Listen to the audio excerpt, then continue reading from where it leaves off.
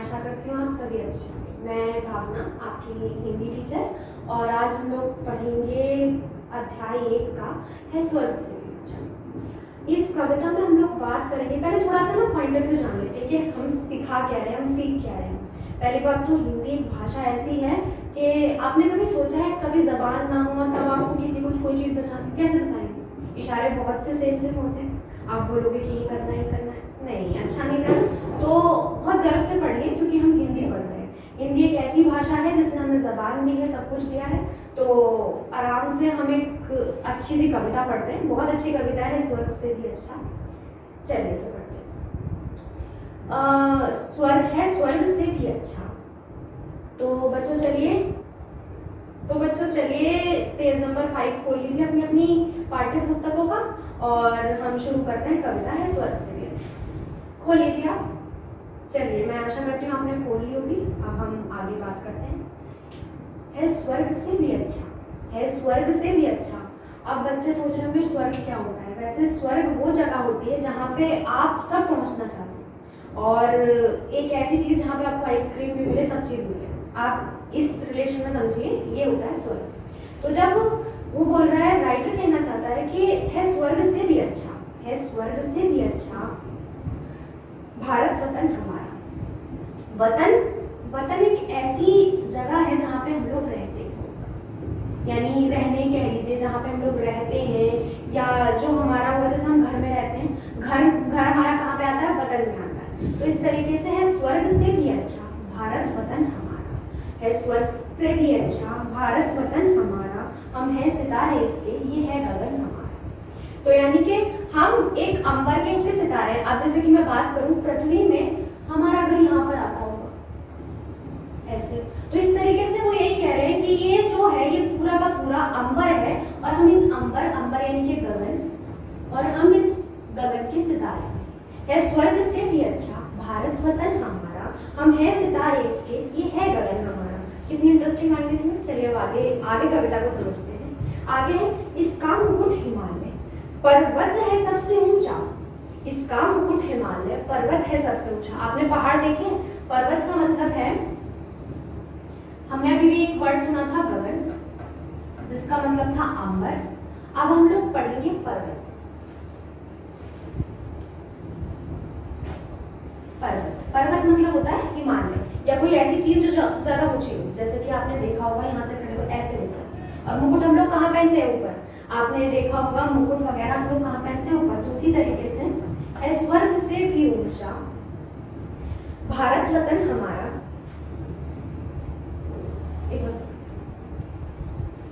चलिए पढ़िए, इसका मुकुट हिमालय पर्वत है सबसे ऊंचा।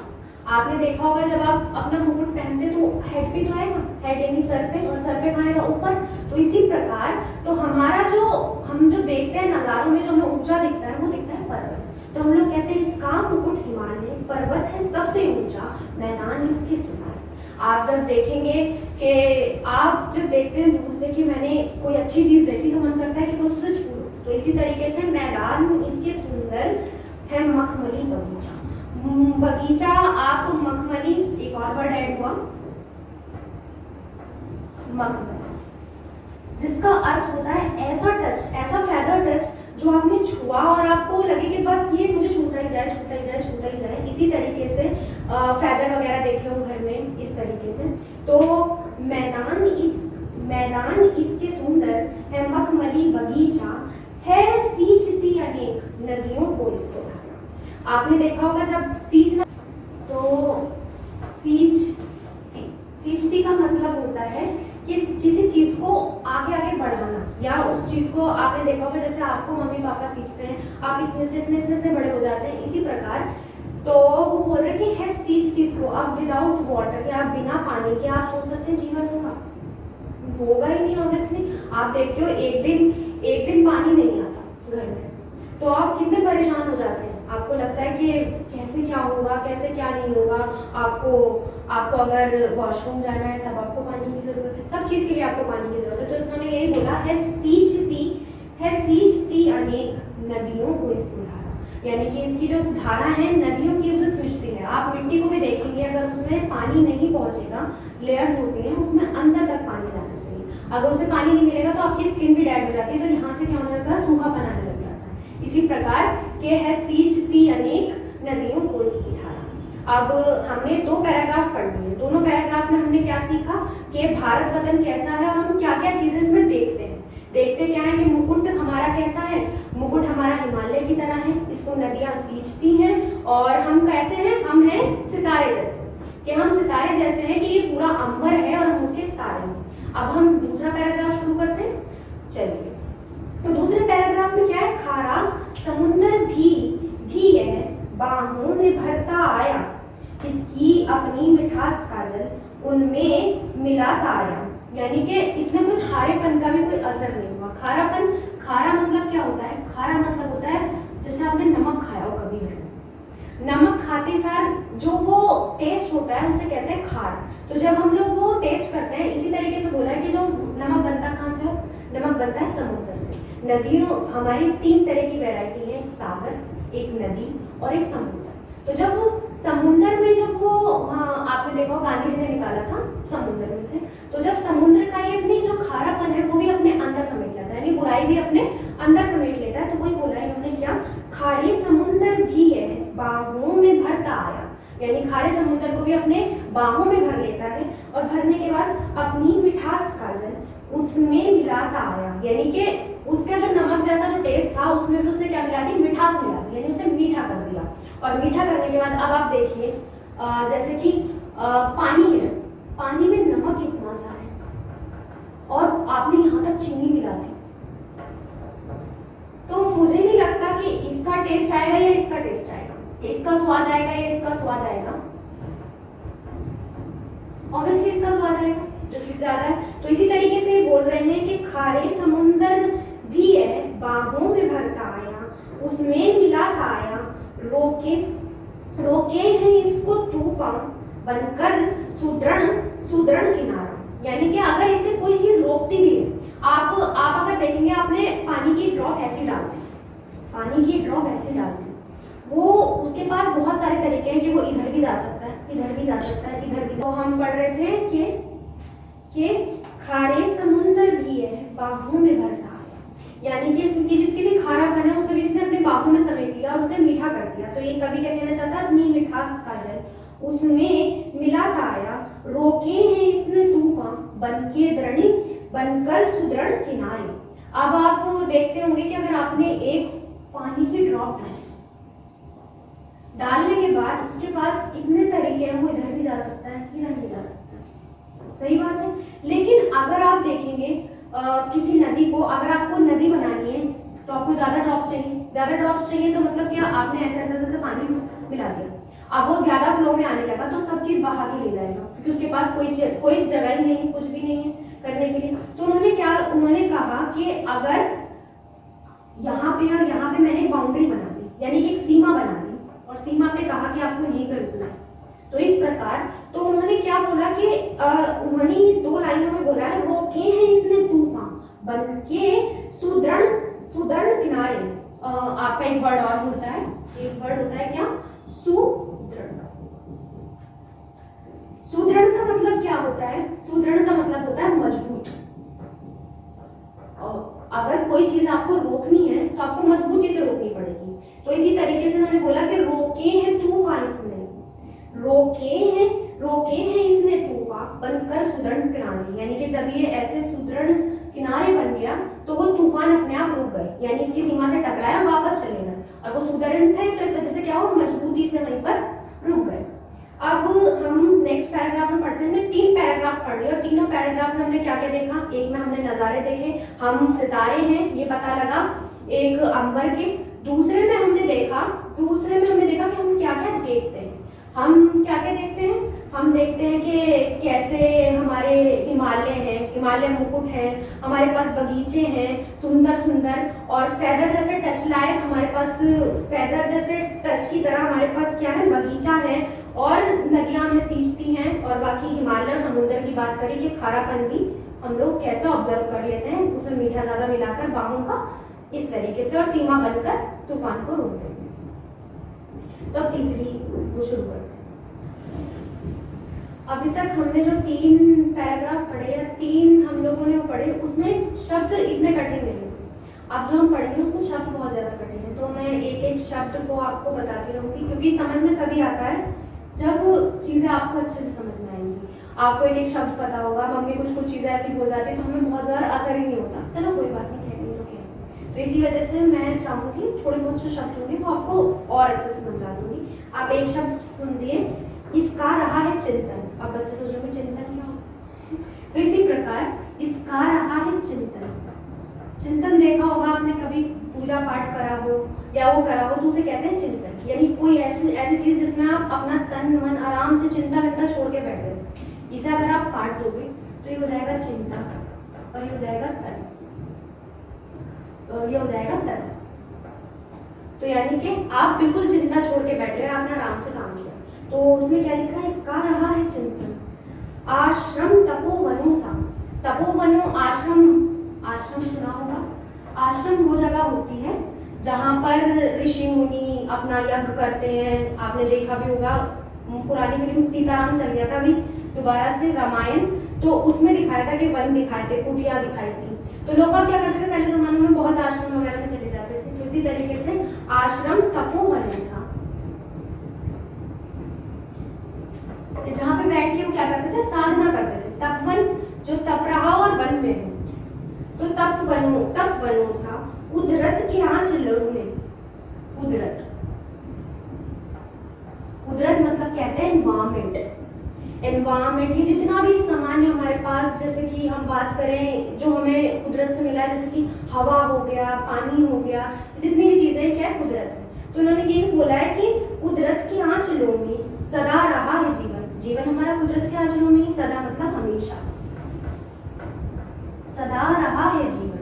जीवन रहा है हमारा। अगर हमारे पास पानी नहीं होगा, हवा नहीं होगा, ये सब चीजें नहीं होंगी, हम जिएंगे कैसे। तो यानी कि जो हमें कुदरत से मिल रहा है उसी में हमारा क्या है, जीवन है। तो ऊंची विचारधारा, ये हमारी क्या है, ऊंची विचारधारा। यानी विचार मतलब विचार, विचार मतलब जो आपके अंदर अच्छे बुरे होते हैं वो विचार। अब हम इस पैराग्राफ को दोबारा से पढ़ते हैं, शायद हमें चीजें ज्यादा अच्छे से समझ में आए। एक बार और देखते हैं, मैं आपको पढ़ के बताती हूँ, आप देखना, आप फिंगर करके पढ़ना, जिससे आपको जो शब्द ना समझ में आए वो आप अंडरलाइन कर देंगे और फिर इसमें देखना शायद उनके अर्थ हो। तो इस तरीके से देखते हैं, इसका रहा है चिंतन। आश्रम तपोवनो सा, पनपा है सारा दर्शन, कुदरत के आंचलों में सदा रहा है जीवन, ऊंची विचारधारा। कि इसकी ऊंची विचारधारा है इस प्रकार के चिंतन ऐसा रहा है कि तपोवनो जैसा और कुदरत से हमें मिला है और इस तरीके से ऊंची विचारधारा। अब चौथे अध्याय,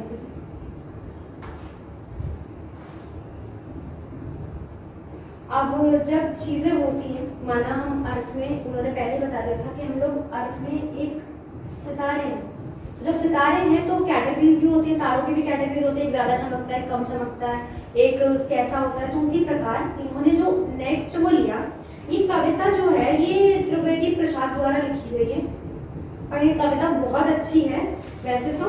और इन्होंने बताया कि कैसे कि मजहबों में बटे हुए हैं, मजहबों में। तो इन्होंने यही बोला है कि क्या है, धर्म या की मजहब है, धर्म या की मजहब, इसके लिए वही जो इंसान को बनाए, इंसान बस सही हो। यानी कि अगर वैरायटीज है कितनी भी, यानी कि हम किसी प्रकार बटे हुए हैं, तुम हिंदू हो, मैं मुस्लिम हूँ, चाहे कुछ भी हो, लेकिन बात क्या है, बात है इंसानियत। तो उन्होंने यही बोला है, आप दोबारा से पढ़ें 4 लाइनें, आपको अपने आप समझ लेंगे। है धर्म या की मजहब, यानी कि धर्म कुछ भी हो, मजहब कुछ भी हो, इसके लिए वही जो इंसान को बनाए, इंसान बस सही जो। यानी कि आप अगर भूखे को देख कर, अगर आपको दर्द नहीं होता तो आप इंसान ही नहीं है, और अगर आपको दर्द होता है तो आप इंसान हैं। तो इसी प्रकार इन्होंने बोला कि इंसानियत, ह्यूमैनिटी क्या चीज़ है कि अगर सामने वाला आपको कोई चीज़ देख रहा है, आपको दर्द हो रहा है, तो वो चीज़ सबसे बड़ी है। तो इन्होंने बोला कि इंसान को कौन बनाएगा, इंसान ही सही बनाएगा, इंसानियत बनाएगी, ना कि धर्म, ना कि मजहब। इन्होंने बोला इसमें ही इसके भगवान को निहारा। यानी कि हमने क्या देखा, हमने इंसानियों में ही भगवानों को देखा। वो भी कैसे कि जब वो अपने अच्छे काम करने लगे, ये सब चीज़ों से हम लोगों ने देखा कि इंसान कैसा है। तो अभी तक हम लोग जो पहुंचे वो कविता के चौथे 5वें अध्याय पे पहुंचे। हम लोगों ने क्या देखा कि हम लोग एक सितारे, सितारों के अंदर हम लोगों ने फिर बात करी, हम लोग जहाँ रहते हैं वहाँ पे क्या क्या है, बाग बगीचे है, पैदल जैसा टच है, मुकुट हमारा हिमालय है। और उसके बाद हम लोगों ने बात की कि तपोवन आश्रमों में देखा है हम लोगों ने कैसा कि एक शांत वातावरण धैर्य समाया हुआ है वहाँ पर। अब हम लोग बात करेंगे मजहब से इतना फर्क नहीं पड़ता, हम लोगों की इंसानियत से पड़ता है कि हम इंसान कैसे हैं। इसके बाद इसका यह सोचना है धरती गगन सभी को, यानी इसका जो सोचना है वो यह है कि चाहे धरती हो चाहे गगन हो कुछ भी हो, है आग और पानी ऊर्जा पवन सभी के, उस सबसे लिए खुला है कुदरत का कोश सारा। अब इसमें कुछ हार्ड वर्ड है, जैसे कि आपको कोश नहीं पता होगा। कोश के अलावा कुदरत हमने भी इससे पहले बात करी थी क्या होती है। गगन भी बताया था, अंबर होता है, जो हमारा आकाश है वो गगन है, अंबर है। धरती आप सभी समझ सकते हैं कि अगर ये अंबर है और ये अंबर है तो ये उसके लिए धरती। तो अब हम लोग बात करें धरती, तो इन्होंने बोला कि अब आपने देखा होगा कि ऐसा तो नहीं होता कि नदी चलते चलते कहती है कि ये पानी आप नहीं पी सकते, आप अलग धर्म के हो, आप अलग उसके नहीं कहती। तो इन्होंने यही बोला है कि इसका यह सोचना है धरती गगन सभी के, यानी कि इसका सोचना है कि ये गोला है इसमें जितने भी लोग बाग रहते हैं, आपने देखा होगा इंसेक्ट्स वगैरह जितने भी हैं वो सबके लिए है, यानी कि इन सब के लिए आपका सब चीज है कि आप भी पानी यूज कर सकते हैं, हवा आप सबकी है। तो इसी प्रकार तो उन्होंने बोला आग और पानी ऊर्जा शायद ऊर्जा मतलब होती है शक्ति, किसी प्रकार की शक्ति कह लीजिए या कह लीजिए क्या आप पढ़ते होंगे एनर्जीज, सोलर एनर्जी, ये सब कुछ अपनी बुक्स के अंदर साइंस वगैरह में। तो ये क्या होती है, ये वो शक्ति होती है जो हम लोग को मिलती है, जैसे सन से हमें। तो अब जैसे कि शक्ति की बात करी थी हमने, ऊर्जा शक्ति क्या होती है, जैसे हमें सन से मिलती है हीट एनर्जी। आप कोई चीज छूते हो और आपको लगता है ये बहुत ठंडी है, जैसे मैं कुछ भी छूऊं तो मुझे लगेगा ये ठंडा है, गर्म है, इन्हें बोलते हैं शक्ति।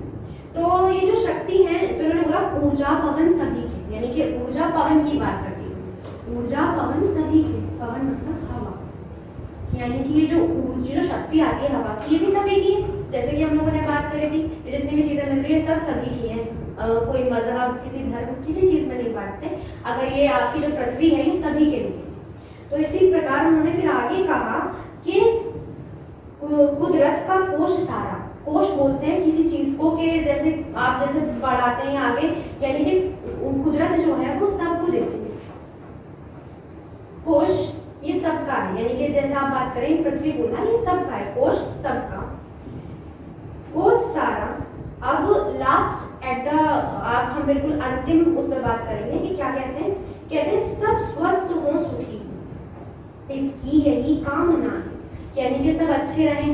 अब जो भी आपकी मम्मी वगैरह होती सभी होती, अगर कोई आपका अच्छा चाह रहा है तभी तो आपको हवा पानी ये सब चीजें मिल रही हैं। तो वो यही कह रहे हैं कि ये बोल रहे हैं कि सब स्वस्थ हो खुशी हो, इसकी यही कामना है, कल्याण हो सभी का। कल्याण मतलब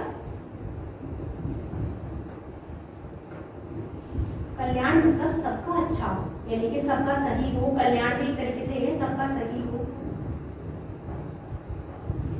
और हम बात कर रहे थे कोश की, कोश मतलब होता है किसी चीज का भाग। कल्याण हो सभी का, कल्याण मतलब कि हम जितने भी हैं उन सबका कल्याण हो, यानी सबका सब चीजों और सब अच्छे बने। तो उन्होंने ये बोला है कि कल्याण हो सभी का, इसकी यही भावना है। इसकी यही भावना मतलब होता है कि आपके अंदर क्या चल रहा है, आपके कैसे क्या है क्या नहीं, ये भावना अच्छे जो प्रकार होते हैं उस चीज को भावना कहते हैं। भावना है दुनिया कुटुंब सारी, कुटुंब मतलब एक तरीके का आप कह सकते हैं कि खानदान वगैरह जो हो गया, जितने भी कुटुंब मतलब हम मानव जाति हैं तो सब एक कुटुंब में आते हैं। तो मानव जाति वगैरह जो भी जाति प्रकार जो भी चीज है वो हमारी क्या अगर एक है तो क्या है हमारा कुटुंब है। तो यही कह रहे हैं कि कुटुंब परिवार भी कह सकते हैं, जाति भी कह सकते हैं, जो भी चीज है ये हमारी क्या है कुटुंब है। मैंने बोली क्या था सब परिवार में आते हैं तो उसे कुटुंब कहते हैं। तो उन्होंने ये बोला कि कुटुंब सारी, इसका यह है नारा, कि इसका यही नारा है कि हम सब सुखी रहें, हम सब ऊर्जावान हो। अब जितनी भी हमने कविता पढ़ी इसे फिर से एक बार मैं बोल के और आपको समझा, अब आपको लगेगा कि आपने कविता पढ़ी अच्छे से। चलिए तो हम देखते हैं अध्याय फर्स्ट कविता अब आप सुनना, पेज नंबर 5 खोल लीजिए और अब कविता को फिर से पढ़िए, ऐसा लगेगा कि सच में कविता पढ़। चलिए। है स्वर्ग से भी ऊंचा, है स्वर्ग से भी ऊंचा भारत वतन हमारा, हम हैं सितारे इसके, ये है गगन हमारा। बता ही दिया था हम सितारे, ये अंबर है, हम उसके सितारे। उसके बाद इसका मुकुट हिमालय, इसका मुकुट हिमालय, पर्वत से सबसे ऊंचा, मैदान इसका सुंदर है मखमली बगीचा। नदियों की इसको धारा, नदियों की इसको धारा, खारे समुंदर भी है, यह बाहों में भरता आया, इसकी मिठास का जल, इसकी मिठास का जल, जल उनमें उनमें मिलाता आया, रोके हैं इसके तूफान बनकर सुदृढ़ किनारा। इसका यह है चिंतन, आश्रम आश्रम तपोवनों में, वनों में पनपा है सारा दर्शन कुदरत के आंचलों में। सारा या सदा रहा है जीवन ऊंची विचारधारा, ऊंची विचारधारा है धर्म या की मजहब, इसके लिए वही जो, इसके लिए वही जो इंसान को बनाए, इंसान बस सही जो। इंसान में ही इसमें, इंसान में ही इसने भगवान को निहारा, इसका यह सोचना है धरती गगन सभी के, है आग और पानी ऊर्जा पवन सभी के, सबके लिए खुला है कुदरत का कोश सारा। सब सब स्वस्थ हों खुशी हो, इसकी यही कामना है, कल्याण हो सभी का, इसकी यही भावना है, दुनिया कुटुंब सारी इसका रहा है नारा। तो अब हमने सब चीज पढ़ ली, सारी कविता का पॉइंट ऑफ व्यू समझ में आ गया होगा कि क्या क्या हमारा कल्याण हो, यही हमारी जो पृथ्वी है यही चाहती है, हमारा भारत देश सबसे ज्यादा ऐसा जैसे स्वर्ग जैसा हो, और मुकुट हमारे पर्वत वगैरह मुकुट है, मुकुट के समान है, और इतनी सारी चीजें पढ़ी हमने, तपोवनों क्रिकेट, ये सब के लिए हमारी हवा पानी जल सबके लिए है और ये सभी के लिए है। तो अब हम इसके कुछ क्वेश्चन और शब्दार्थ करते हैं पहले। चलो, तो फिर गृह कार्य के लिए आप जो मैंने शब्द दिए हैं इन्हें एक बार और पढ़ना, फिर कविता पढ़ना आईने के सामने, और पढ़ने के बाद उसको महसूस करना कि राइटर कहना क्या चाहता है, और गर्व करना स्वर्ग में रहते हैं। तो सब शब्दार्थ करके भी लेकर आना, जैसे कि इसमें शब्दार्थ दिए, क्वेश्चन आंसर को ढूंढने की कोशिश करना, प्रश्न उत्तर को, प्रश्न दिए हुए हैं और हमने कविता पढ़ ली है तो हमें उत्तर पता होने चाहिए।